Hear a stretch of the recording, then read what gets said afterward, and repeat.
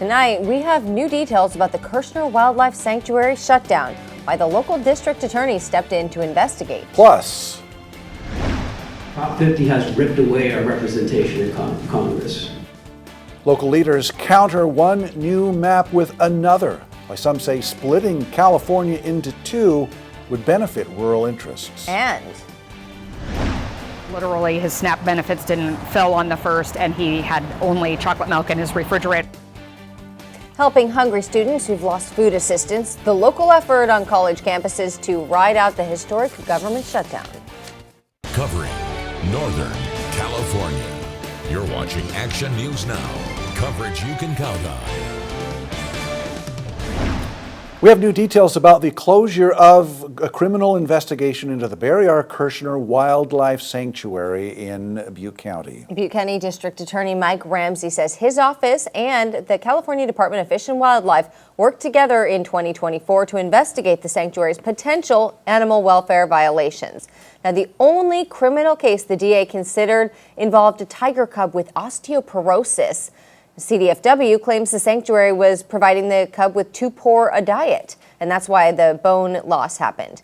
Ramsey says it was discovered, though, that the tiger cub did get the condition due to bad diet, but there is more to the story. But as we continued on with the investigation, this was a diet that was recommended by the veterinarian that was hired by the Kirshner folks. So that in and of itself did not look like a viable charge that we would be able to prove beyond a reasonable doubt. Ramsey says even though his office didn't charge the sanctuary criminally, he did recommend that CDFW use its regulatory power to shut down the facility if it felt it was unsafe for animals. And that's what happened. Ramsey says the sanctuary did try to appeal when its permit was not renewed, but that appeal was denied. James Gallagher took a trip to Shasta County today to continue his push to break up California into two states. The plan was introduced after Governor Newsom first proposed the recently passed Prop 50 and would separate coastal counties from inland counties to create two states. Action News Now reporter Blake Mayfield went to the Shasta County Board of Supervisors meeting today where leaders considered the proposal and now has the details. I've traveled throughout the state, and I can tell you that it's not just the North State that feels overlooked and ignored. After California voters passed Prop 50 by a near 2-to-1 margin, some people in Northern California are once again calling for the state to be split into two. Leading the effort is Republican Assemblyman James Gallagher, who made headlines back in August after presenting a new map to divide California should Prop 50 pass. Prop 50 has ripped away our representation in Congress. Very likely, after this next congressional election, 3 Bay Area people will represent the entire North State. District 1 Representative Doug LaMalfa is one of many Republicans who could likely lose his seat based on the Prop 50 redraw. It's an issue some Shasta County leaders say is worth at least considering. If there's a town hall, only one other person can be there. So this is really about getting the 5 supervisors to be able to have this discussion. During public comment, it was a mixed bag of responses to Gallagher's idea. This is apparently the 221st attempt to split California. It's going to end in the dustbin of history, just like all other attempts. We'll have a better structured government that is actually by the people, for the people, and we will have representation, which right now we so lack. It doesn't fill a pothole, improve public safety, attract businesses, or stabilize the budget. It's political theater, gentlemen. District 2 Supervisor Alan Long, along with District 4 Supervisor Matt Plummer, ended up dissenting with Cry, Kellstrom, and Harmon on the proposal to draft a resolution in support of Gallagher's idea. Still, it passed 3-2 after nearly 90 minutes of discussion and public feedback. In order to support a resolution that calls for the dissolution and the separation of our state, we have to have answers before we make that. It feels a little bit of like we're doing the same thing of we're redrawing the maps here in order to get the representation that we want rather than convincing people. Reporting in Reading, I'm Blake Mayfield, Action News Now. Now, with the Shasta County Board of Supervisors adopting a resolution to support Gallagher's proposal, County staff can now take action on the idea, share Shasta County's opinion with other government bodies, and formalize administrative decisions related to the proposal. For any U.S. state to split in two, however, the state must consent to giving up part of its own territory and political authority by passing a bill signed by the governor. Then Congress would have to pass legislation admitting the new states into the Union. Also today, the Shasta County Board of Supervisors unanimously approved adding an election reform initiative to the ballot for the June 2026 primary. The Save Shasta Elections organization's identification reform initiative would make voter ID mandatory and also require in-person single-day voting. Shasta County Council did acknowledge in previous meetings that the measure conflicts with the California Constitution, California Elections Code, and the National Voter Registration Act. But Save Shasta election organizers believe that since Shasta is now a charter county, the rules are a little different. We're still working to confirm that. Earlier today, we saw cloudy skies and a bit of rain, but skies, looking better right now. Looking clear and getting clearer by the hour, although I still see some activity there behind you, Howie, but maybe you can tell us, what it's going to look like in the coming hours. Yeah, most of this activity, 99% of it, 98% of it is up there towards the northwest. Shasta County mountains are in the coastal range and North Mountains, because really those mountains are grabbing all the moisture. And look at the valley, hardly a drop, if anything. So this will linger tonight and into tomorrow morning, and then the storms, as they continue to pull away, we will dry off. And Friday and beyond through the weekend looking to be awesome, terrific.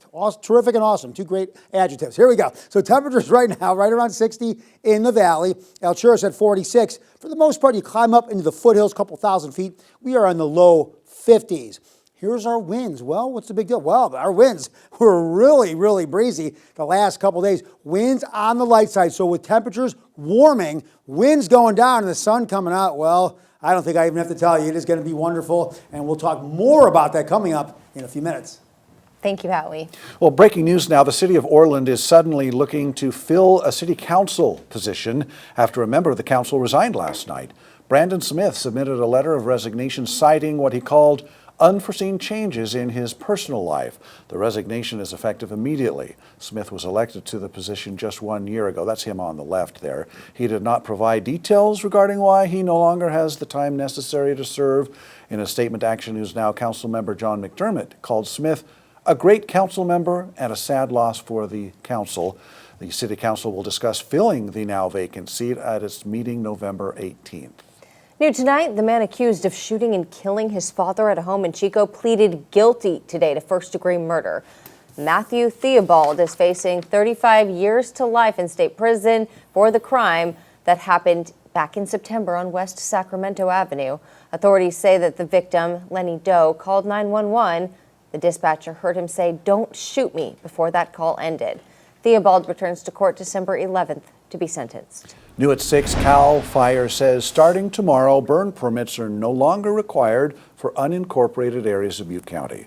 Some areas of Butte County may still require permits. The town of Paradise and the cities of Oroville, Gridley, and Biggs each maintain their own rules around burning. CAL FIRE says even if you no longer need a burn permit, you must check to see if it's permissible burn day before doing it. They also advise that you have a 10-foot clearance around your burn pile and always have an adult with water nearby. The CAL FIRE says this rule takes effect at 8 tomorrow morning. Community members and Butte College leaders are working to provide food for students and Butte College football players who rely on assistance to get their next meals. Today, a federal judge in Rhode Island ordered the Trump administration to find the money to fully fund Supplemental Nutrition Assistance Program, that's SNAP, benefits for November. But despite this, upcoming benefits will be coming a little bit late. So SNAP recipients are turning to other resources to get by. And in Chico, Mayor Casey Reynolds began fundraising for Butte football players on Monday, and she made a donation of food after practice last night. We've got like 50, 60 players that rely on their SNAP benefits and they don't have food. And these are big guys that eat a lot of food that are hoping to make it to playoffs in a couple of weeks. And so I just decided, it's a really specific need. It's a small group that needs a lot because of how athletic they are and how much they eat and go through. And Chico's just so good about rallying together and for a need and taking care of that group. These are students who are diligently working to change their lives, but they are not able to work full time and do that. They rely on SNAP benefits, they rely on the Roadrunner Hub to help them bridge that gap until they can graduate, until they can transfer, until they can get started in their new careers. The Roadrunner Hub seen an increase in students coming into the food pantry last month, which serves now about 200 students a day. To donate, find the link on our website. Just find this story. In Paradise, a well-known illustrator in the community is working on his 7th mural for the city, this one at the town library. Steve Frashad's mural depicts Gandalf, the mystical wizard from Lord of the Rings. Frashad moved to Paradise more than 20 years ago, and now you can see his work all across town, including the Veterans Hall and Arts Center. I had to evacuate, lost my home and everything, so all my original art and everything. And so you start over. After the fire, and no matter what, I wanted to be positive, not poor as we got our town burned out. I tried to keep a positive bent on the whole thing. It's new beginnings, new potentials. That's how I look at it. That's what I see Paradise as a potential on the ridge. So. Frashad says each mural takes roughly 30 weeks to finish, weather permitting, so it might be a little longer until you can come down and check out the finished piece. Saturday marks, of course, 7 years since the campfire. Frashad completed his mural at the Paradise Arts Center to mark the 5th anniversary. Innovators and entrepreneurs come together in Chico to share stories of success and to network. We'll show you the conference happening today and tomorrow.